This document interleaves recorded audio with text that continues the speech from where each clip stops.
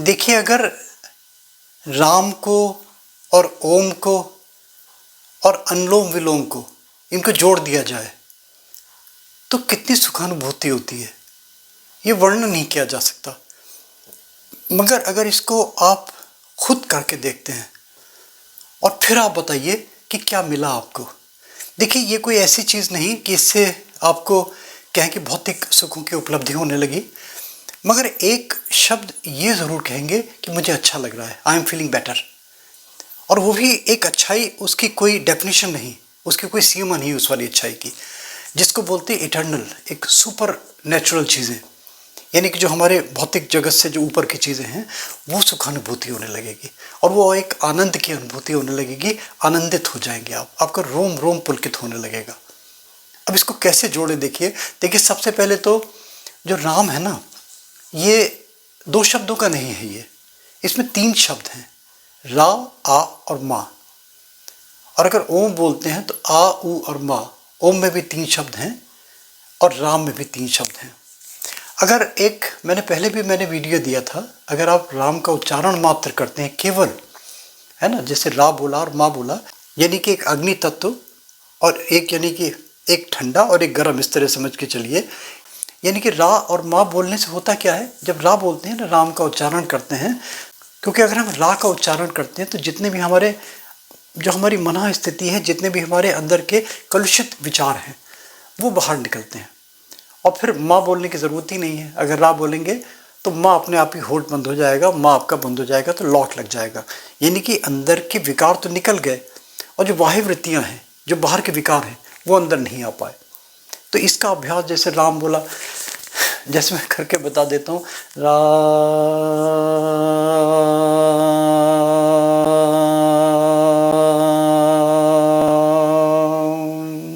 माँ, तो आप होठ बंद होंगे और जब होठ बंद होंगे तो माँ अपने आप निकलेगा। तो एक शब्द का मैंने बताया भी था, महाराज जी ने, हमारे सद श्री अद्वैताचार्य जी महाराज, उन्होंने बताया था कि ये रा एक दुनिया का सबसे छोटा मंत्र और सबसे शक्तिशाली मंत्र। ये तो एक चीज़ हो गई। अब इसमें अगर हम ओम भी ऐड कर दें, अब ओम किस तरीके से, राम और ओम तो बोल नहीं सकते, अपने आप ही स्वतः ही अभ्यास करना है। नाभि से लेके अनादि चक्र तक गुंजन करना है, एक नाद करना है। और नाद किस तरीके से, पहले रा और फिर ऊ को अंदर ही अंदर बोलिए और माँ जो होगा तो होठ बंद हो जाएंगे। तो आप जब रा और माँ बीच में करेंगे, जो उसके बीच का जो लंबा खींचेंगे आप, तो जो बीच का होगा तो ओम की आवाज़ अपने आप ही निकलेगी। उसका अभ्यास करना है। मैं आपको देखिए करके दिखाता हूँ। रा,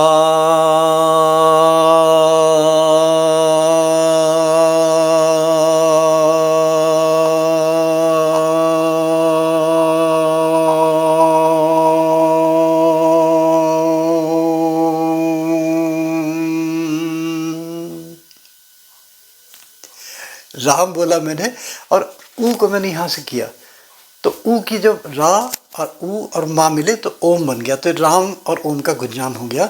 एक तो ये तरीका। अब इसको देखिए, इसको अनुलोम विलोम से कैसे जोड़ें।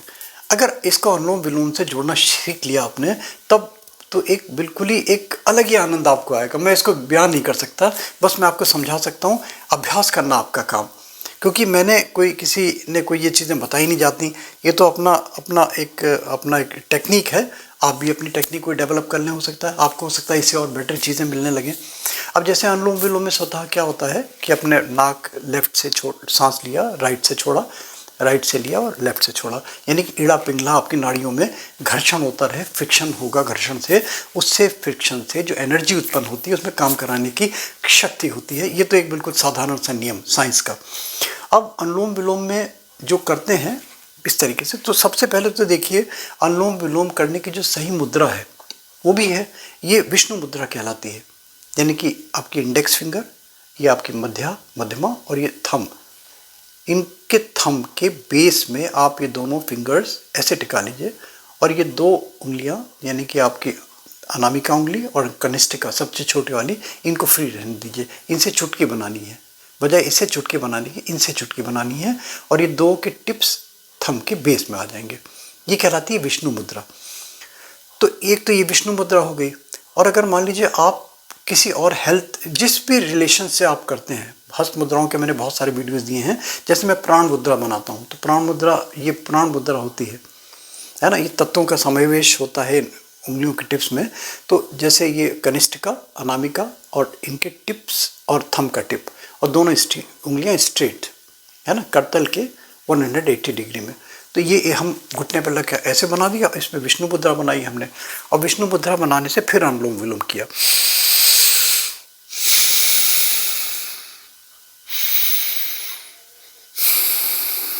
ये तो एक साधारण सा तरीका। अनुलोम विलोम जनरली लोग बाग ऐसे भी करते हैं, ऐसे भी करते हैं, ऐसे भी करते हैं, मगर अगर विष्णु मुद्रा से अनुलोम विलोम करेंगे इससे क्या आपको अनुभूत होगा वो तो आप ही बताएंगे, मैं बताऊंगा तो एक अलग सी बात होने लगेगी। अब इसमें करना क्या है, रा और माँ का उच्चारण करना है।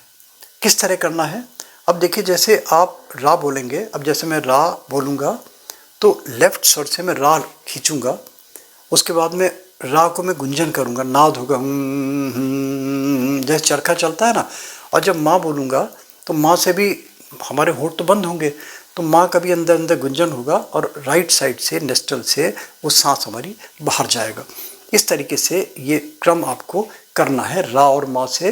और फिर राइट से रा बोला, लेफ्ट से छोड़ा, लेफ्ट से रा बोला और राइट से छोड़ा, इस तरीके से। अब देखिए मैं करके एक दिखा देता हूँ आपको, क्योंकि मैं करूँगा तो फिर मैं बता नहीं पाऊँगा, आप अभ्यास करेंगे इसका। जैसे मैं कर देता हूँ, जैसे मैं रा खींचा मैंने, तो रा खींच के बताता हूँ आपको। ऐसे लेफ्ट नाक के छिद्र से मैं रा का उच्चारण करूँगा।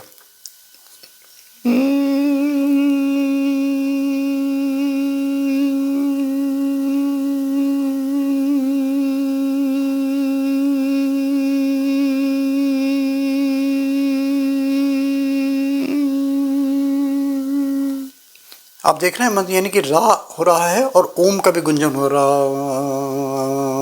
ये आवाज़ इस तरीके से ध्वनि होगी। फिर से देखिए,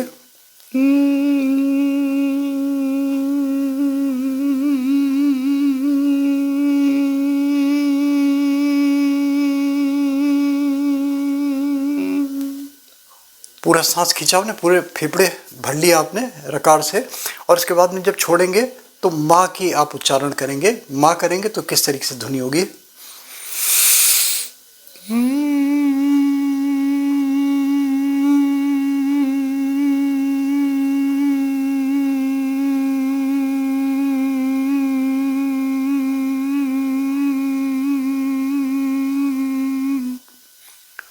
फिर इसके बाद में राइट से फिर रा बोलेंगे।